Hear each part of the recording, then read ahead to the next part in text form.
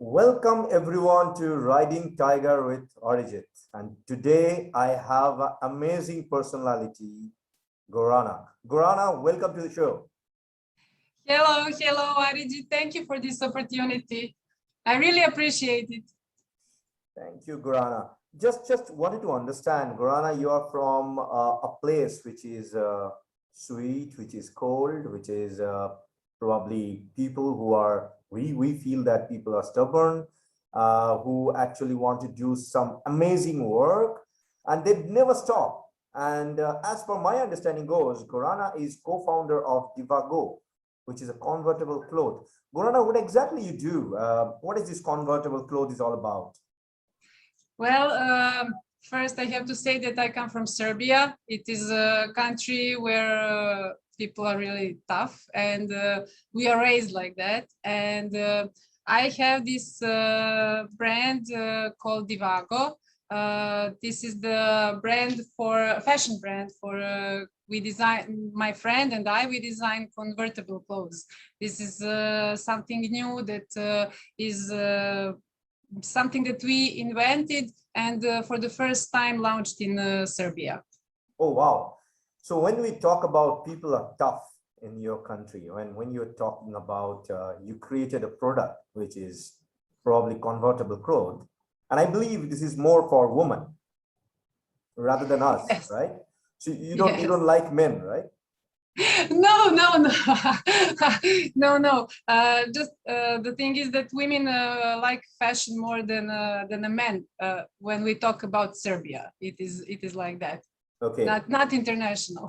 Okay. And talking about toughness, I believe when you are tough, when you're raising like that, you have more honesty rather than probably talking, which is utilizing a mask. And while interacting with you last time, and while taking your interview for our World Leader Summit blog, I have seen such kind of honesty. I have seen the prospect in you and the kind of work you are doing within that particular country with a community and uh, a growth factor that is there in your mind and with your co-founder. Could you please enlighten us about your business? What exactly is your USP? What you do and how are you different from others? Well, to understand that, you have to first know where I come from. This is why I mentioned Serbia in the first place, because during my childhood and my growth, my country was changed name and borders, I think about 4 times, and we were in a civil war, and uh, I'm just raised to be tough and never give up. Uh, I was raised by my mother, and she was the only parent I had, and she taught me uh, just to see myself as to be I don't know, like not to depend on anyone, depend only on myself. So I just wanted to explain how it was all started. I was raised to be entrepreneur, but I also had a career in a company. I tried that, and even when I worked in a company, I was looking at this job like it is my own. I never thought as a job for salary. I just work for a success project. I like this kind of success, and I always thinking about that like it is my own, not I'm working for someone. So about 10 years ago, I started a personal business, which is in marketing. I'm a marketing expert, and I had agency. That agency was alive for about 3 years, and then just died. It has finished, and I had to close this agency, but it didn't stop me, because I wanted more. I go further. I found a job, I found new contacts, then opened another agency. And I started with this business with my friend with about this fashion thing. It was really idea for some kind of a second job for us. We thought it could be something that can drive us, something that can take us to a new level. And we never thought about it like it will be a first job for us. But you know, when time passed and we saw it as opportunity to grow in that field. So for at this moment, for me, it is the first job. For my friend, she has also another job that is she has a private label for diapers, and for her it is still second job. So I am the main person and she is the second person, but we are partners and we never think about it like that. We discuss about every idea and talk it through together. Oh, wow. Amazing. So when we talk about, you know what, this is probably a dream for any entrepreneur to have a person like you in their team. When a team member is thinking that this company as her own company, and I really, really appreciate your thought. And probably there are very few people in the market who think like this. So when you started your own venture 10 years back, it completely makes sense that you start one company and then you start another one with a passion, with a love. What drives you, Gorana? What is the exact key thing that drives you in life? Well, I success is what drives me, but I like talking to people. I like meeting new people. I like the thing that we are all different, and I never put myself in front. I like to hear what other people have to say and to learn from them, to see their point of view, because I during the time I have found that it is really valuable for me to hear another side and another point of view, and how different it is from my thinking. And I really like this process. And I like to win, of course. I am a fighter. I like to go further and to be the first, to be the best, and to be unique. That is my drive. So everything I do in life, I do it like that, in that way. Is it Divago fashion brand, or something in a marketing field, or everything I do, I just have this kind of point that I'm looking at this problem or opportunity, or everything I do. Oh, wow. Wow. So, you know, I keep saying people for probably last 23 years, when I started my first venture when I was 17 years old. And in my school, if you know about India, in that time, at least in probably when I was in school, maybe in 1995 or 1994, we never ever encouraged kids to start their own venture. And when I was in class 6 standard, I thought to start my own company. I couldn't do because I was a kid, small one, right? And I did that when I actually passed the school, and then um, I was probably 17 years old when I started. So till that time, last 23 years, I have learned entrepreneurs are always alone. And when they go to bed, when they sleep, when they put their head maybe over a pillow with a cozy bed, again, they're alone, you know. And there are thoughts which probably they can't share with others. And it's really beautiful to learn that you love to talk to people and want to learn from them, understand, grab, and then come back home. And then probably there are thoughts that is there in your mind which you are probably nourishing and evaluating for your growth as well as your community's growth.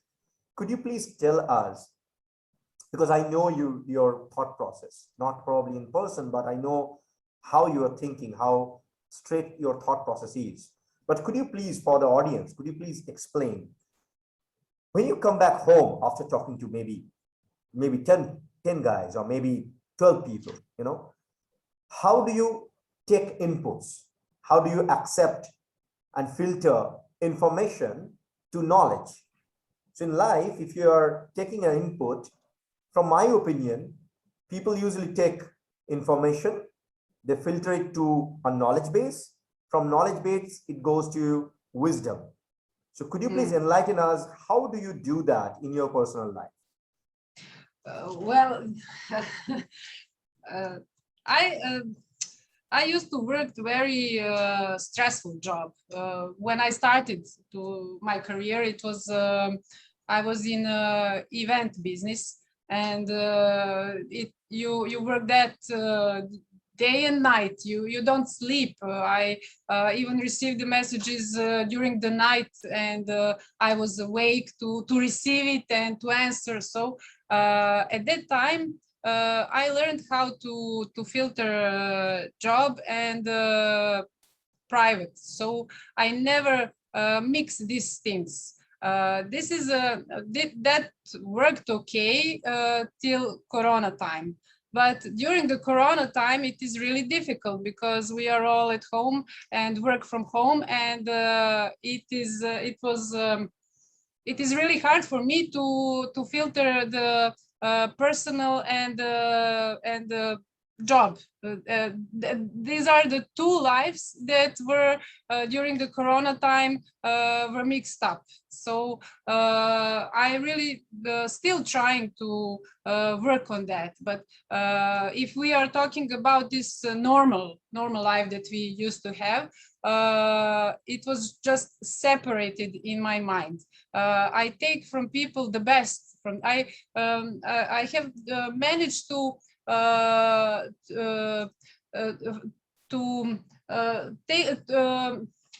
I awake in people the best of them. I don't like to push them till their limits. I just want their best, and I take that.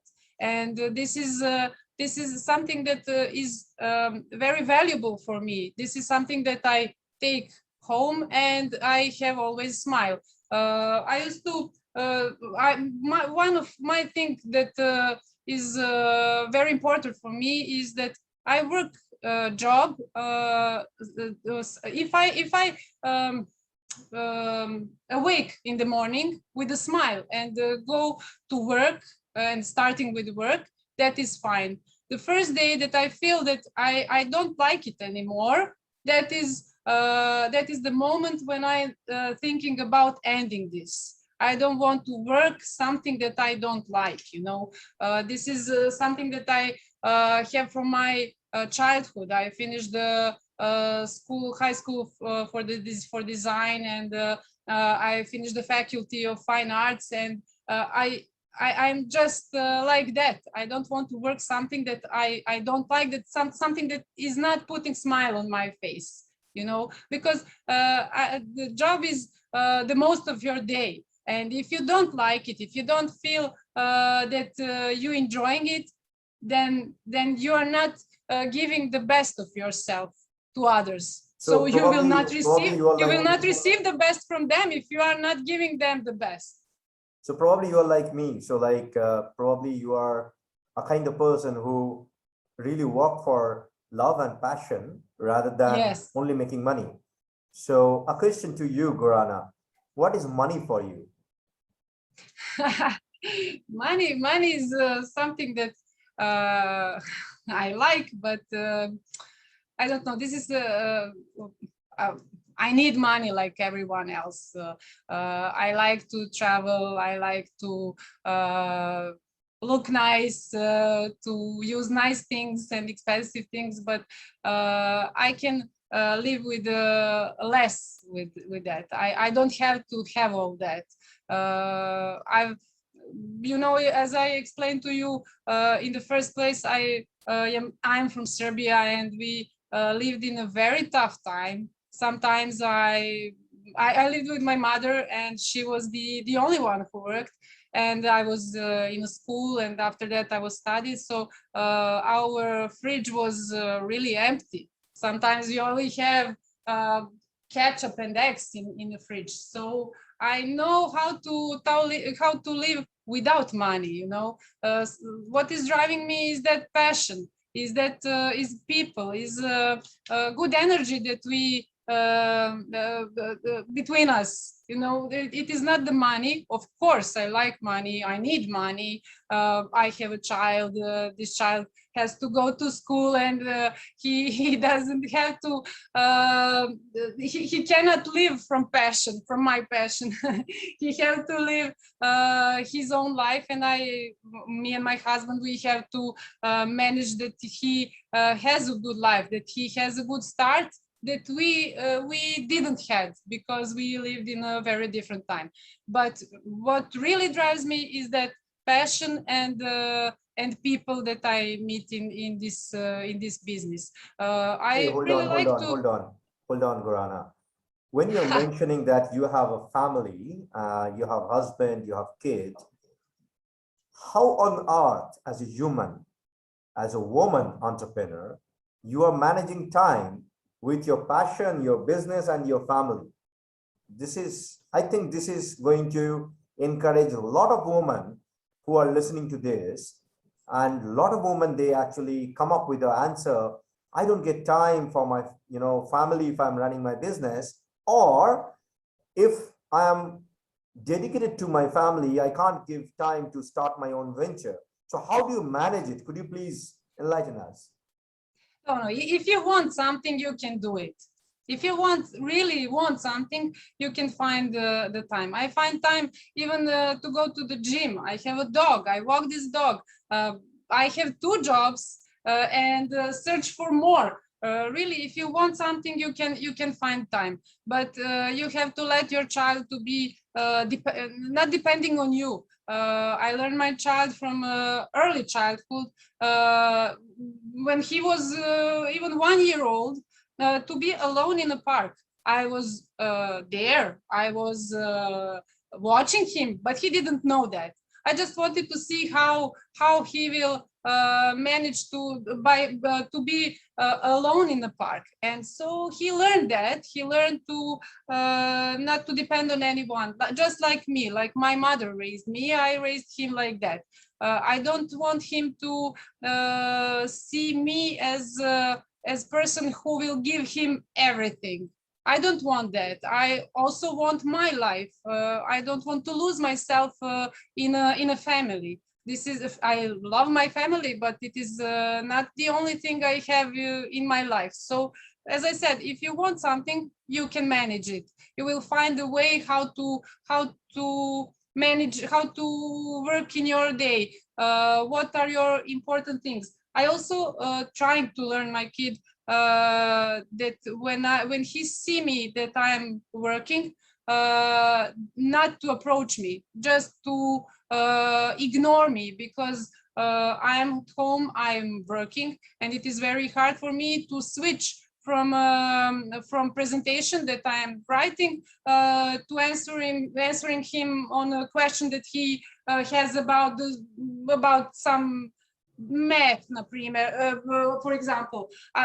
Just to learn that, but it is a process. It is not something that you can learn him very, very fast. It is a process, but we are working on it. That is something that I really like to be that he grow as a strong person, not depending on me. True, true, true. And to be very, very honest, if you actually raise your kids, or probably if you make people self-sustaining and making them understandable what you do and how they can manage their own time and manage their own life, this is the biggest input from parents to the kids, rather than making them dependable to their parents. You're doing fabulous work into this, Gorana, and I'm really, really proud of you and the way you are raising your entire family. A deep respect from my parts, and to be very honest, I always believe women are a universe by herself. So they can create the entire world and they can probably nurture it just like Mother Earth is nurturing us, all of us. Kudos to you, Gorana. So this is basically time for our rapid fire round. Not asking you so many questions, but are you ready? Okay, I'm ready. Shoot. First question, who is your superhero? My mother is my superhero because she did so many things for me. I have she's not with us anymore. She died eight years ago, but I miss her every day, and I learn from her a lot. She is my superhero. What's your favorite sports? Basketball. Oh, wow. I like to watch basketball. If you ask me about what I like to watch, but I go to the gym. I don't use, I'm not, I don't like team sports for me, for myself. I like to be in a gym alone, but if I watch something, it is a basketball. So you're more like a one-man army kind of woman, right? No.